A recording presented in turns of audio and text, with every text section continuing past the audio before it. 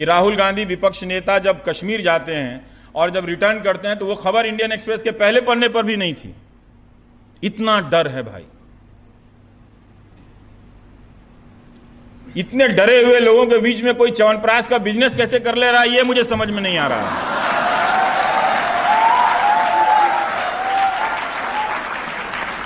ये सवाल मैं मोदी जी के समर्थकों से भी पूछता हूं कि कब भारत से इतनी नफरत हो गई तुम्हें कि तुमने भारत के लिए ऐसा मीडिया चाहा था? इतनी शिकायत तुमने क्या थी इस भारत से कि इतना गिरा हुआ, इतना डरपोक मीडिया तुमने भारत के लिए कब सोचा था? तुम तो भारत को विश्वगुरु बनाने की बात सोच रहे थे, लेकिन इस तरह के मीडिया के बारे में तुमने कब सोचा? इस मीडिया से आप लोकतंत्र की उम्मीद मत करना।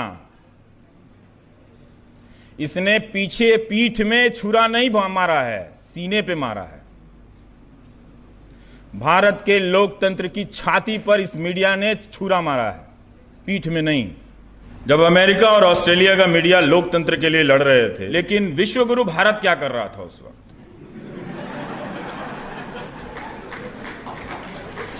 ये कैसा विश्वगुरु है कि केवल लेक्चर ही दे रहा है? कम से कम अपना लेक्चर इंप्रूव भी करो भाई। पढ़ो जाके घर में कि क्या हो रहा है, नहीं हो रहा है।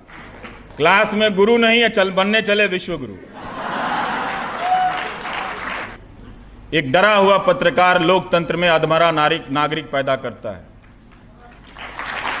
तो सत्ता की गुलामी तो सबने की, हर दौर में मीडिया ने की, लेकिन इस सत्ता की गुलामी में मीडिया भारत के अर्जित लोकतंत्र की हत्या कर रहा है और कहता खुद को चौथा खंभा है, काम सरकार के डंडे जैसा करता है। उसके बड़े बड़े संपादकों के सवाल का स्तर, जब आप कब खाते हैं, कब सोते हैं, कब जाते हैं,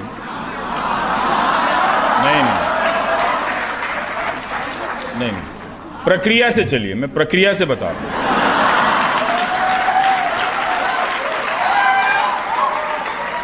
जब बड़े बड़े संपादकों के सवाल का स्तर कब सोते हैं और कब खाते हैं से नीचे नहीं गिर पा रहा था, तब एंकर को बदलकर एक्टर लाया गया, तब पूछा गया आम कब खाते हैं।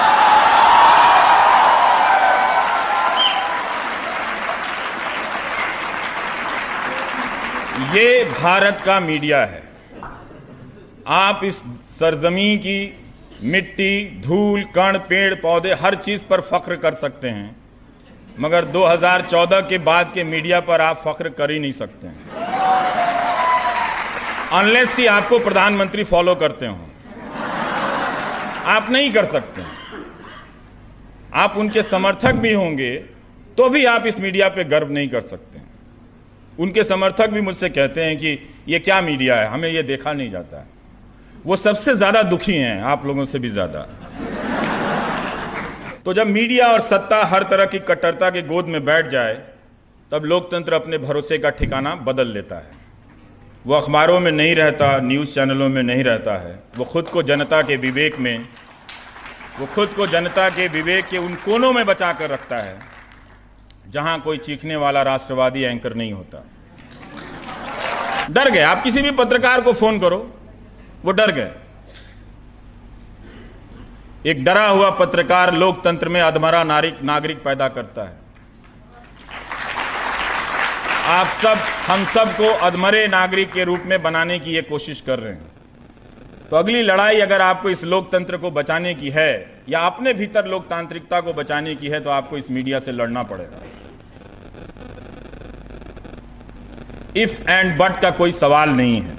ये सब एंकर जो है सो कॉल्ड नेशनल, रोज पाकिस्तान के किसी आदमी को बिठा के डिबेट कर रहा होता है। ये इनका देश प्रेम है। भारत में प्याज 100 रुपया किलो हो गया, चिंता नहीं। पाकिस्तान में 100 रुपया किलो टमाटर मिल रहा है, उसकी चिंता है। तो खोल लो अपना ब्यूरो वहीं जाकर।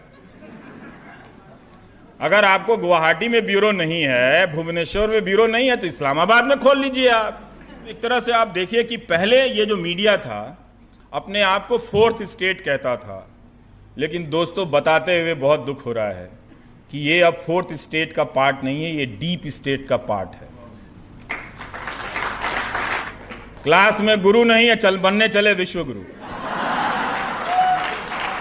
और आप देखें कि प्रधानमंत्री की जो आलोचना हुई है, उनके रेपुटेशन पे जो भी असर पड़ा, हालांकि चुनाव के रिजल्ट पर असर नहीं पड़ता है, वो अलग बात है, वो इस खराब मीडिया के कारण हुई।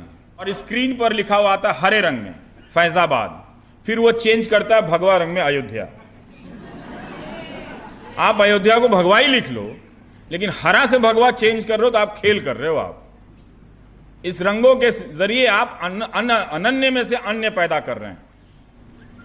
2014 के बाद मीडिया के जरिए लोगों में बचे हुए लोकतांत्रिक मूल्यों को ध्वस्त करने के लिए इस्तेमाल किया गया। यह पहली बार हिंदुस्तान में हो रहा था। और जब भी यह बात उठती है तो आप 1975 से उसकी तुलना कर देते हैं, जो सही नहीं है। दोनों घटनाएं अलग अलग हैं और अपने जगह पे उनकी समीक्षा की जा सकती है, मगर 75 के उदाहरणों से आप 2014 के बाद की मीडिया की हरकतों को आप नहीं समझ सकते हैं। उचित ठहराना तो दूर की बात है। जिसके पास रिपोर्टर की फौज है वहां रिपोर्टिंग बंद है, और आप अभी भी उस पर अपना समय दे रहे हैं, अपना पैसा दे रहे हैं।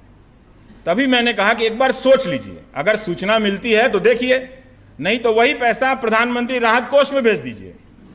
अब रोज रोज अखबार में और टीवी में प्रधानमंत्री को ही देखना है तो उनका एक फोटो क्यों नहीं हम घर में लगा सकते हैं? हम सबको लगाना चाहिए, और वो पैसा आप प्रधानमंत्री राहत कोष में दे दीजिए ताकि लोगों के काम आए, उसके बहुत अच्छे अच्छे इस्तेमाल हो सकते।